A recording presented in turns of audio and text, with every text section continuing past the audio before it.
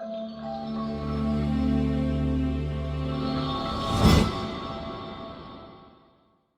find airports very interesting places. They've got all these flashing signs and strangely shaped vehicles. And I always wonder, how does the pilot know to turn left and how did he turn right? It just intrigues me. Anyway, we got onto the runway and I noticed that painted on the side of the runway were 3 yellow parallel lines.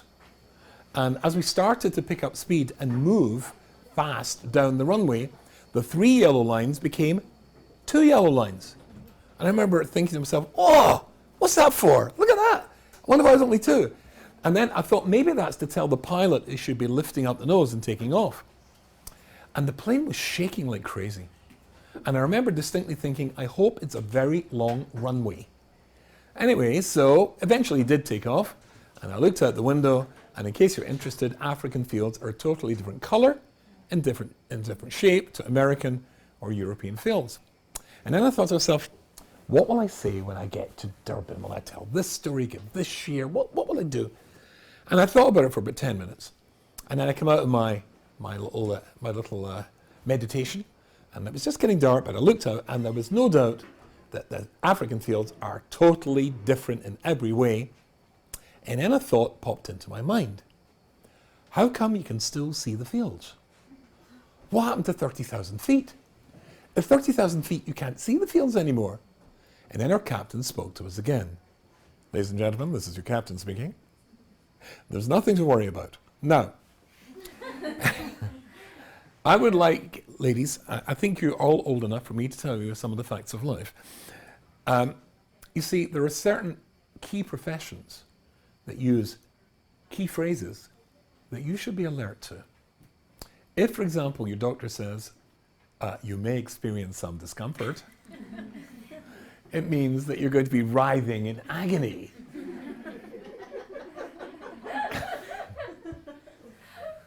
If your dentist tells you, I'll just be a few more seconds. Yeah, you know that one. Yeah, okay, I'm fine, okay. If your lawyer tells you it won't cost you much, it means you're bankrupt. And if your pilot tells you there's nothing to worry about, it means that he thinks you're going to die. And in this particular occasion, what we had nothing to worry about was the fact that we'd lost the front wheels on takeoff. Is that all? And with my superior rabbinic brain, I remember thinking, oh, that's okay. We're up. And then another voice spoke to me inside my head, Rubinstein, you moron.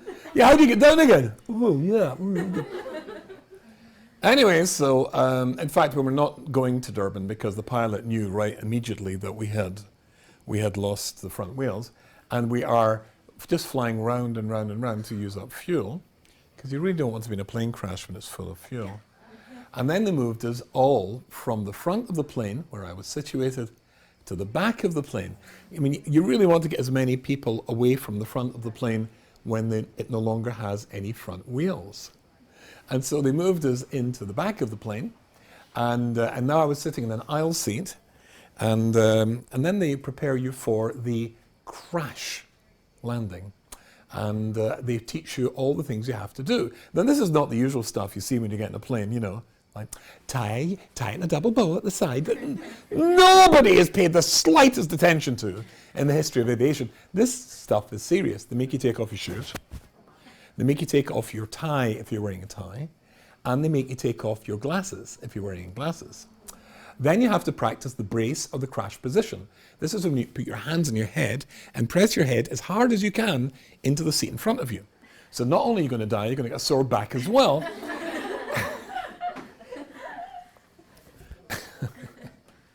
And then basically, there was a girl who was very upset across the aisle from me, young woman of about 20, 21, because they made her take off her glasses. And the stewardess, you're not allowed to say stewardess anymore, that's not politically correct.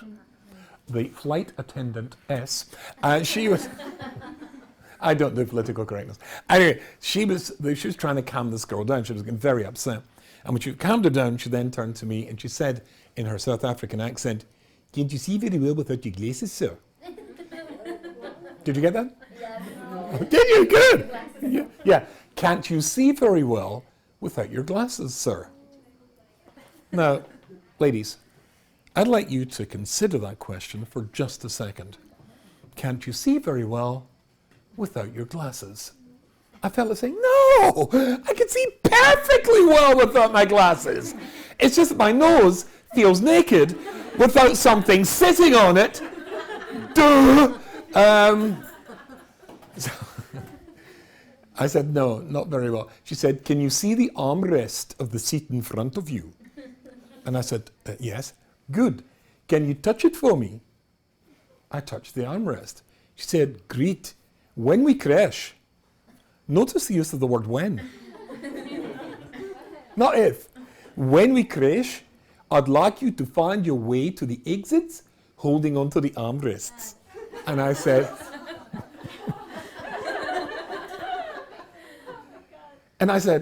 thank you. And off she went, and I took out my glasses and put them on, because if I'm going to die, I want to see it happen. Anyway, so... and so basically, this is the funny version. Actually, at the time, I didn't find it very funny at all. And it was the month of Elul. What's the month of Elul lead up to? Rosh Hashanah. What's Rosh Hashanah also called? The Yom something, the day of Din, the day of judgment. And one of our tefillot, one of our prayers that we say when it comes to Rosh Hashanah is, Hashem, I'm supposed to be apologizing for all the things I've done wrong, but to tell you the truth, there are so many, I can't even remember them. Well, I have to tell you, when you think you're going to die, and I really did think I was going to die, you know precisely and exactly where your flaws lie, and what you should have been working on, and the things that you did wrong. In my case, there were 5. Only 5. Which I tried to explain to Hashem that if he got me out of this in one piece, I would do my very best to put right. I had, at the time, 2 little girls, aged 4 and 7, and I must admit, I got a little bit bubbly at the thought of them growing up not knowing who their daddy was. I remember thinking to myself, first of all, of course, I said Shema, which a Jew is supposed to do before you pass away. And then there's vidui, that's confessing all your sins.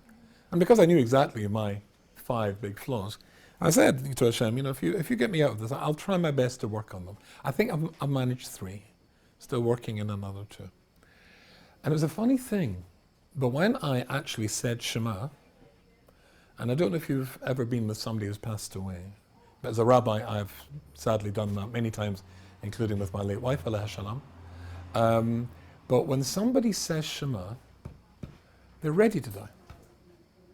And it sounds a bit strange, but they're content to die.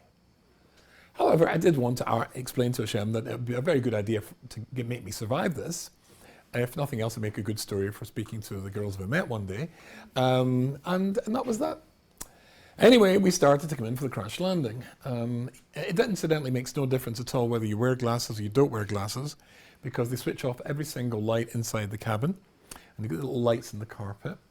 We knew we were coming down, the engine noises change, and then lights came on, and then outside there was flashing red lights because we had ambulances and fire trucks just waiting to rush alongside us. And then the captain shouted, brace, brace, brace. And the stewardess shouted, brace, brace, brace. There are some things you don't have to be told twice, right? So we all get into the brace position, and we came down with quite a bump. And how the captain managed to keep this plane without any front wheels on the runway, I do not know. But anyway, we came to a very abrupt halt, and the seatbelts are like dug into your tummy. And then the escape slide. Yes! I'd always wanted to do the escape slide. Oh yeah, woohoo! Right, can I come up and try again? Get out of here, you idiot. But in truth, you can go through your whole life and not realize exactly who and what you are unless you find some sort of dramatic circumstances, and then you discover the real you. But who wants dramatic circumstances? Yeah, good. No, me either. One plane crash was enough. There was a famous rabbi, and he was called Rabbi Shalom Shvadron. And Rabbi Shalom Shvadron, he was one of these rabbis who went all around the world with huge Talmud Chacham. He lived in Yerushalayim, and a big long white beard. And he used to travel all around the world speaking and inspiring people, yeshivot, etc., the big yeshivot, Lakewood and places. And one day he was walking down the street in Yerushalayim. And there was an old Yiddish babushka who was standing outside her apartment. And there was this famous tzaddik, this famous saintly gentleman, coming towards. And as he approached her, she gave a little modest, sneeristic nod in his direction. And he gave a little nod back in her direction. And he started to walk on. And at the end of the street, there was a bunch of little boys doing what little boys do best, which is dangerous stuff. And they were walking along a wall as though it was a tightrope. And one of the little boys lost his balance and fell with a clap onto the sidewalk below. And the old Yiddish Baba saw that it was her grandson. So she went, ah! And she started to run as fast as she could towards her grandson. And the famous tzaddik, the famous Rabbi, Rubinstein, said in Yiddish, Daiganish, Daiganish. Don't worry, don't worry. Soll sein gut, soll sein gut. It'll be fine, it'll be fine. But as she got nearer the little boy, she realized that her old eyes had betrayed her. It wasn't her grandson at all. It was his grandson. So she said, Is nicht meine Enkel? Is deine Enkel? Not my grandson, it's your grandson. And the great tzaddik said, ah! And he started to run down the road. Now, what happened to Daiganish, don't worry, it's all good, it'll be okay. Yeah, that's what you think. But when you find yourself in the dramatic circumstances, all this Jewish stuff that you think, Rabbi Rubinstein, Rabbi Shradron, Rabbi whoever it is, that you've made part of you discover, maybe not after all. And then, of course, it's a problem. Because how well do you know yourself? All of us, we are born, as we all know, with a unique personality. The Talmud says, no two faces are the same, even identical twins. I used to teach identical twins to girls, absolutely brilliant, by the way, in a place called Liverpool in England. And these two girls were total geniuses. And they were so identical that their father couldn't tell the difference. The mother could, but the father couldn't. So if the mother could, there must have been a difference. Even identical twins are not identical, they're similar. Sometimes very, very similar. But no two faces are the same because no two Jews, no two human beings are the same. Who you are.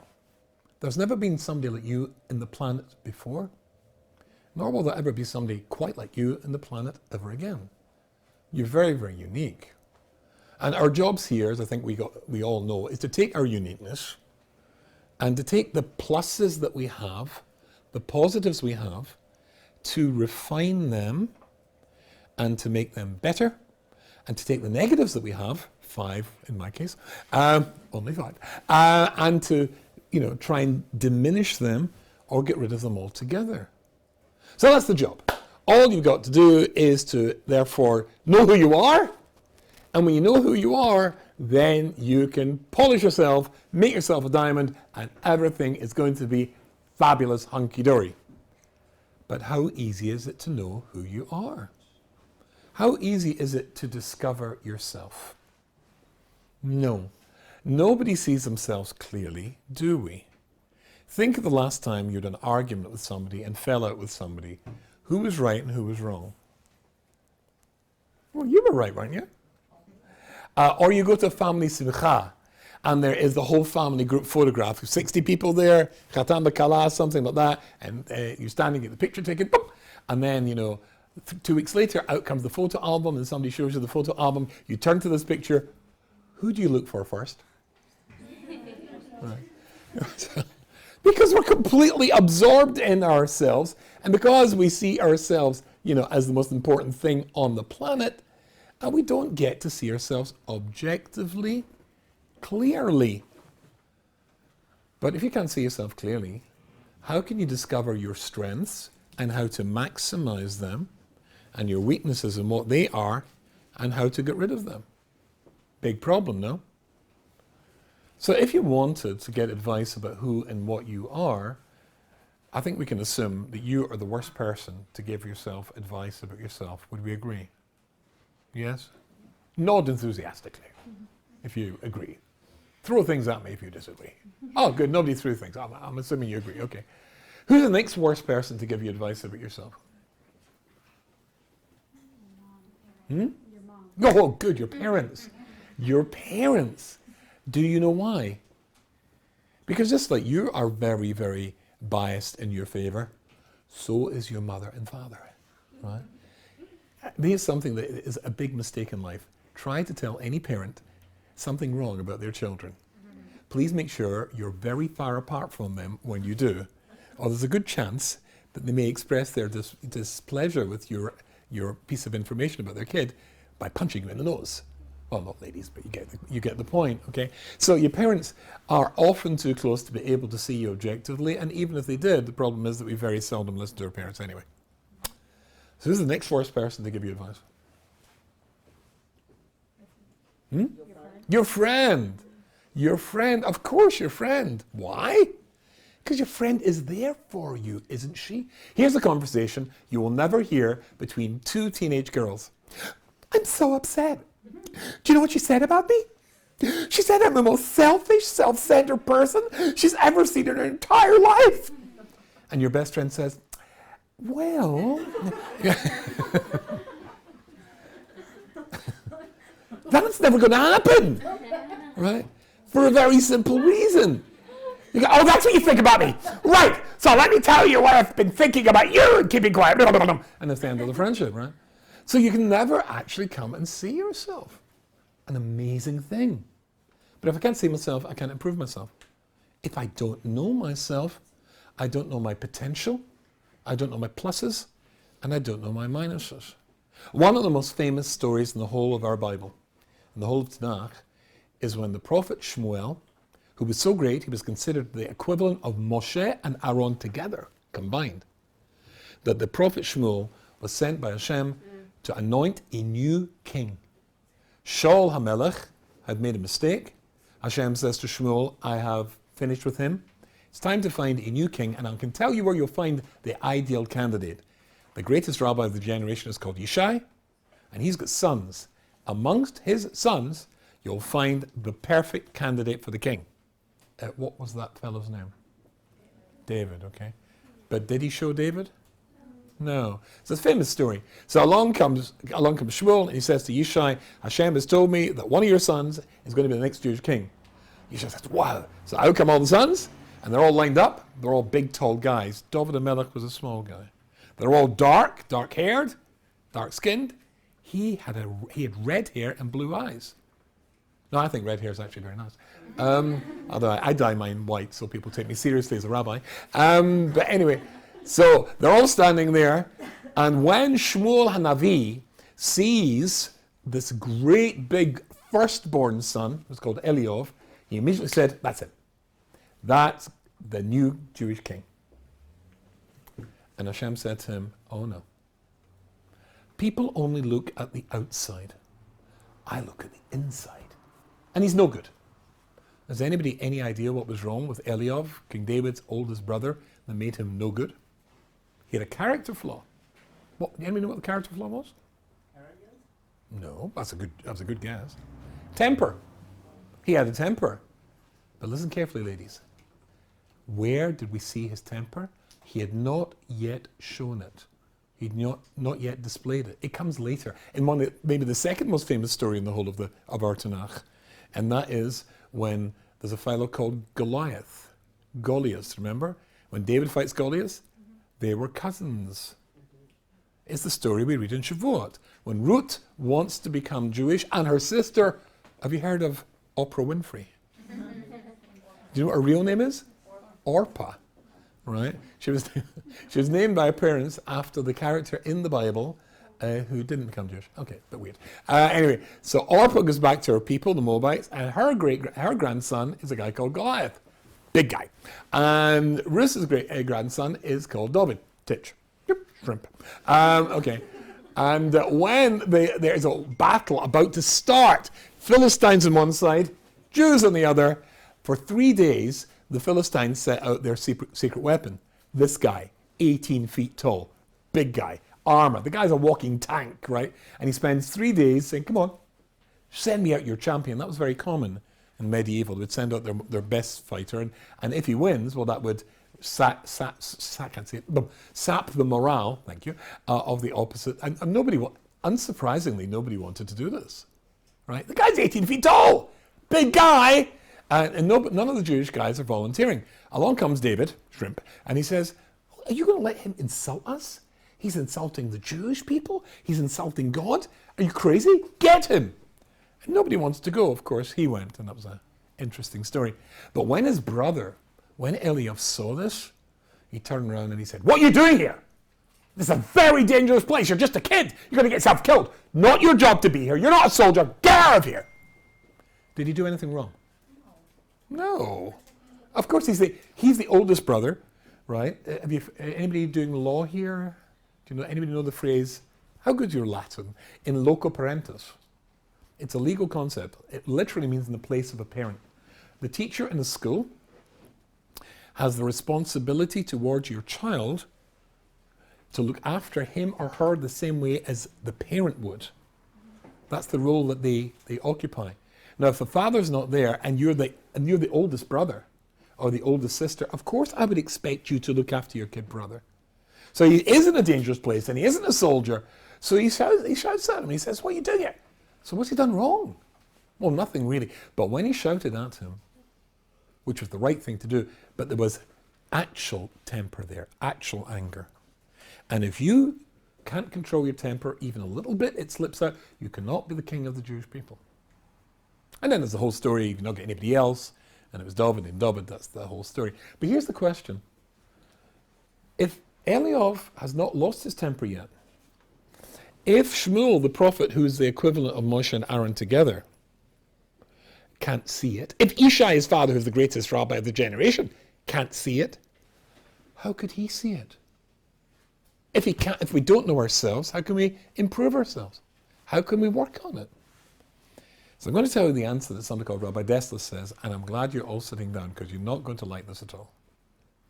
He says, you want to know who and what you really are like, leaving aside a plane crash, which we don't want to volunteer for, simply ask yourself, when sometimes you get crazy, offensive, obscene, horrible thoughts that pop into your mind, and when they pop into your mind, you're so offended by them, you're so upset by them, revolted by them, you want to push it straight out, and you say, where did that come from? It came from inside you.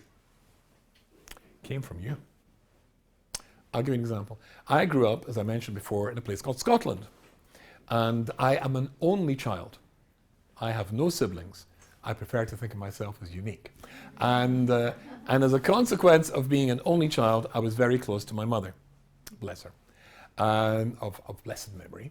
And my mother used to take me every Sunday to see our Auntie Sarah, Sadie. And we would have tea, because this was the UK, not coffee. And it happened, and I was, when you're 7 or 8, and your parents take you places, you're bored out your mind, right? And he used to take us in, and it happened every week. So they'd sit down and they'd schmooze for a little bit, and then after 10 minutes, Auntie Sadie would say, would you like some tea? In a Scottish accent. And my mother would say yes, and she'd go into the kitchen, and she'd be busy in there for about 5 minutes, and out she'd come with a tray. On the tray was a pot of tea, and there was a little dish of milk, sugar, and biscuits, not cookies, biscuits. And she'd come in, and she would put it down, and they would drink tea, and then they would talk adult talk, which I didn't understand, stuff that's happening. It's utterly boring. I have to tell you, every time she passed with that tray, I had the most overwhelming urge to jump up and go, whee! Yeah? You've got it. Yeah? You ever had things to make you, crazy thoughts come into your mind, and oh no! This was so bad. I remember once sitting in my hands. I was terrified I was actually going to do it, right? And you think, where did that come from? And the answer is, it came inside of you. It's from you. And Rabbi Dessler writes an incredibly interesting story. Rabbi Dessler was one of the greats of the 20th century. When you think of the greatest Jewish thinkers, rabbinic thinkers of the 20th century, you think, primarily I think of Rabbi Dessler, and maybe Rabbi Shlomo Wolbe, and somebody called Rabbi Yerucham, great mind. And he tells a story about once one of his Talmidim, frum guy, came to see him. Now, the way he writes the story, the guy had waited a long time to have a child. Now, if you know anybody who's married, has been through this, I mean, obviously the most exciting moment of your entire life is when you have a child. I remember when my late wife and I had our first child, and we were so happily married, but compared to a child arriving in our lives, it's almost as though the light was dull and then suddenly the whole house was bright and light. But if somebody has waited a long time and struggled to have a child, then it becomes, when they actually get a child at the end, wow, the excitement is unbelievable. And he had a baby boy. And the way Rabbi Dessler writes it, his love, his pride in his little boy was like, wow. But he came to see Rabbi Dessler because sometimes when he was minding his own business, but suddenly a thought would pop into his mind about the little boy that he loved so much. Kill him. Kill him. And this is a chacham, this is a rabbi. So he came to Rabbi Dessler and he told him, and he was obviously very upset. He wanted to know, where did that thought come from? So Rabbi Dessler smiled and he said to him, I imagine that your little boy sometimes wakes you up in the middle of the night, no? Babies do that, right? Or maybe your little boy that you love so much sometimes disrupts your schedule and your plans in other ways too. Does that ever happen to you? Well, of course it does. So he said, well, your midah, do you know what the word midah means? Your character trait of anochi, of I, of ego, which we all have. It's the most powerful thing in a human being. Think of the most common words in the vocabulary of a little child. I, me, my, mine. That's the way we start off. And as we grow older, hopefully, with our interaction with our siblings and with our parents, the education they give us, the values they give us, our school, our shul, our rabbanim, etc., the rabbis and so on and so forth, we turn our eyes into we, and then my into our. But it's a long journey getting rid of your I, or diminishing your I. He said your I, which your sense of I, which you have not yet worked on at the subconscious level, plays its part. And it tells you, anybody who gets in my way doesn't deserve to live. Now, if that strikes you as an enormous contradiction to the father who passionately loves and is proud of his little boy, Rabbi Dessler writes, how good your Hebrew? Yesh makom belev ish lakama stirot. Who can translate that for me? Yesh makom, there is a space. Belev ish. In a man's heart. Lakama stirot. For a certain amount of... Many stirot, contradictions.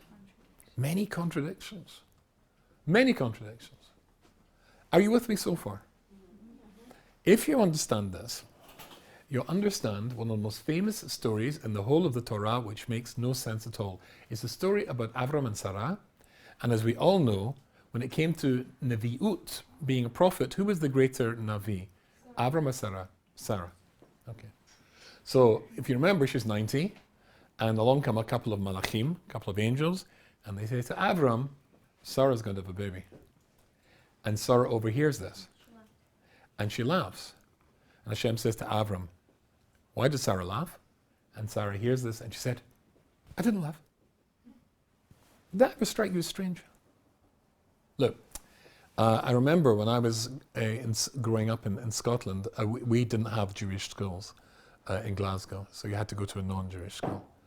And I have to tell you that I hope, I mean, I know it's different, boys and girls, when they're in school, but did you ever have trainee teachers that came to teach you in elementary school? Did you have that? Are they called trainee teachers? Why? Student teachers? Okay, student teachers, right, thank you. So basically what happens is your own teacher goes away for a week and he gets a break, and then in comes this new teacher, he or she, and they teach for a week. We loved them. Oh, we loved them. There you could have such fun with these people. And there was this strange, mysterious figure. They always came in twos. And there was this person who used to go to the back of the classroom and just sat there taking notes. And nobody explained who this was. What is that person? It was only when I was trained to become a teacher myself, I realized this is a tutor from university who's there to assess your lesson. Anyway, I want you to imagine the following scenario. Young teacher, inexperienced, and he turns around to write something on I'm old enough to remember it was a blackboard. Can you imagine? Blackboard. Anyway, nowadays it's all electronic and stuff. Anyway, so he starts to write stuff, and as soon as he turns around, one of the boys makes an inappropriate sound. Right? So the teacher whisks round, and he says, "Right! Who made that noise?" And all he sees is 25 angelic faces smiling up at him. Right? So then he makes his next mistake. He says, "Right! Until the boy who made that noise owns up, we're not going on with the lesson." Wonderful! We don't want to go on with your boring lesson. Mathematics is so mind-numbingly horrible, but this is fun! Right? So he's looking. Nobody. We're all smiling. So then, inspiration. He turns to me and says, "Rubinstein, did you make that noise?" "What?" "No," I say. The boy next to me, because for some reason he thinks it's me. "Cohen, did Rubinstein make that noise?" And knowing that I'll beat him up, because boys are like that. And he says, I didn't hear a noise, sir." Now what's he going to do? The phrase is, he's painted himself into a corner. He has nowhere to go, right? And so, which of course boys watch, enjoying every moment. Okay, now, but what's he going to do? But I want you to imagine that the teacher is God, Hashem. And he says, "Rubinstein, did you make that noise?" And it's Hashem. What am I going to say? No, it's Hashem, right? There's a video camera on us all the time, right? So he knows. So a little bit, slipped out. So here is Hashem, and he says to Sarah, "Why did you laugh?" She said, "I didn't laugh." And she's a greater prophet than Avram is. Who's she kidding? Who's she kidding? So Rabbi Destin says, it's what we've been saying before. She didn't know she laughed. She laughed subconsciously. And therefore, when Hashem says, "No, you did laugh," he's telling her something she didn't know. She didn't laugh out loud. She didn't think it was ridiculous, but there was a bit at her at the subconscious level that actually did laugh. He's telling her, you've got some work still to do on yourself to maximize who and what you are. So who are you? Let's go back to where we started. Who are you? Who are you really? And the potential which you have, which we have, is very often denied to us by other people who will tell us that we don't have potential. And, or as so often my teachers used to say to me, "You're a waste of space." If you think, this was back in, the school I went to, they hit you with a leather strap on the hands if you misbehaved. That was good. That was really quite good. But in actual fact, it's not. That famous phrase in English, "Sticks and stones will break my bones, but words will never hurt me." Yeah. Not true. And I can remember to this day things that people said to me when I was a little kid, and I bet you can as well, when you were a little girl. People say things to you and it hurts. Do you ever see, sometimes on a tree, somebody has carved a heart, David and Sarah or something like that. And it's sort of like, it's got wide, and because they carved it in the tree when the tree was young, when it was a sapling. But as the tree grew, so did the carving, the cutting. And very often, what cuts us when we are young and tender and vulnerable, as we grow, it gets wider and deeper, just like on a tree. And it can well be the case that you are told all sorts of terrible things, that you are a waste of space, and you're hopeless, and you're useless. And the very strange thing is, have you heard of something called Stockholm Syndrome? Stockholm Syndrome is during the 70s when terrorism became a major industry, usually Palestinian terrorists. They often took a group of people hostage. Often they would torture them. Sometimes they would execute one or two or more of the hostages in front of the other hostages. And then when special forces like Navy SEALs arrived to liberate the hostages, the strange thing was that the people who were the hostages were protecting and hiding the people who were trying to kill them a few minutes ago. And why it's called Stockholm Syndrome. Because you see, if you can believe that maybe it's justified what's happening to you. Maybe it's fair what's happening to you. Maybe you are, a capitalist American, oppressor and all that sort of stuff, and that's why this is happening to you. Then it will not hurt you so much. But if it's not fair, then not only is the horrible thing happening to you, but there's the outrage that's unjust. It's just not justified. And that's what happens to us when we're kids as well. Because when people call you fatty, or ugly, or stupid, or all the horrible names that kids so often give to other kids, that itself, Stockholm Syndrome kicks in, is how we come to see ourselves. We see ourselves as being ugly, or fatty, or stupid, or whatever names they give us. And the very interesting thing is, the first thing you're supposed to say when you wake up in the morning, who knows, does anybody know? A prayer called Modiani. Modiani Nofanecha Melech, Keil Chai V'Kayam. I give thanks to you, God. Shachzati v'nishmati. You're giving me my soul back again. B'chem, with pity. Rabbi imunotecha. Great is your emunah. Great is your faith. Which sounds a bit strange. Great is your faith. Aren't we supposed to have faith in God? What do you mean, great is your faith? Who does he have faith in? He has faith in you. The first thing, the first words that Hashem wants to cross your lips when you wake up in the morning is, I have faith in you. No matter what anybody else has ever said about you, they don't know you as well as I do, says God. I made you. I've observed every single thought you've ever had in your life, your struggles, your worries, your insecurities. I know the 5 things you have to put right, and I also know the 5 great things that you're really, really good at. I've got faith in you. No matter what anybody else has ever said to you that's carved a painful view of yourself into your consciousness, Hashem says, I believe in you. There's an amazing thing. We stood at Mount Sinai when we got the Torah, and there were 600,000 male Jews, and of course there were their wives and their children. 600,000 is an interesting number. Does anybody know how many letters there are in the Torah? 600,000.